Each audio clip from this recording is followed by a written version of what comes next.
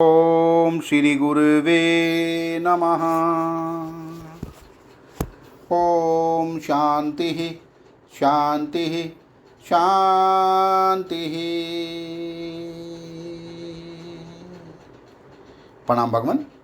भगवान अभी हमारा सत्संग पक्षपात रहित अनुभव प्रकाश से स्वामी विशुद्धानंद जी प्रसिद्ध काली कमली वाले बाबा जी द्वारा विरचित और सर्ग नंबर 8 से व्याख्या चल रही है भगवान, जिसमें शीर्षक चल रहा था ज्ञानी अज्ञानी का भेद। सत्संग कंटिन्यू करते हैं भगवान। हे पुत्र, इष्ट साधनता, योग्यता, स्वीकृति, साध्यता, ज्ञानपूर्वक ही ब्रह्मा से आदि लेके चींटी पर्यंत सर्व ज्ञानी अज्ञानी की प्रवृत्ति होती है।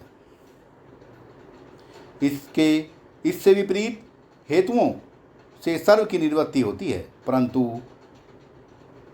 परमा अपरमा ज्ञानी का नियम नहीं।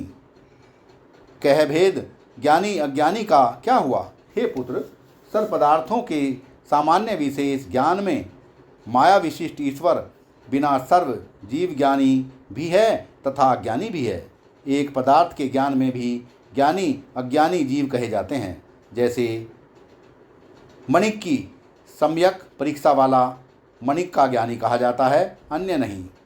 तैसे ही शिल्प विद्या वाला शिल्पज्ञ कहा जाता है, और वही मनुष्य धनुष विद्या में अल्पज्ञ है।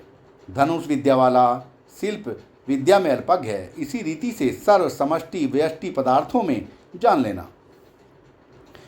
इससे यथार्थ स्वरूप पदार्थों का सम्यक असम्यक जानना ही ज्ञानी अज्ञानीपना है, और कोई चिन्ह नहीं, केवल दृष्टि का भेद है। सो भी स्वसंवेद है, पर संवेद नहीं। हे पुत्र, जब यह अधिकारी अपने नित्य ज्ञान अनंत रूप सर्वात्मा को सम्यक अपरोक्ष निज स्वरूप जानता है, तब किस चक्षु आदि साधनों कर व चक्षु आदि अन्य ज्ञानों से किस रूपादिक पदार्थों को देखे, नाम जाने, किंतु किसी कर भी नहीं देखता, क्योंकि सर्व रूप आप ही है। जैसे पंचभूतों का कोई कार्य अपने स्वरूप को सम्यक जानता है, तो सर्वनाम रूप पर पंच आप होता है।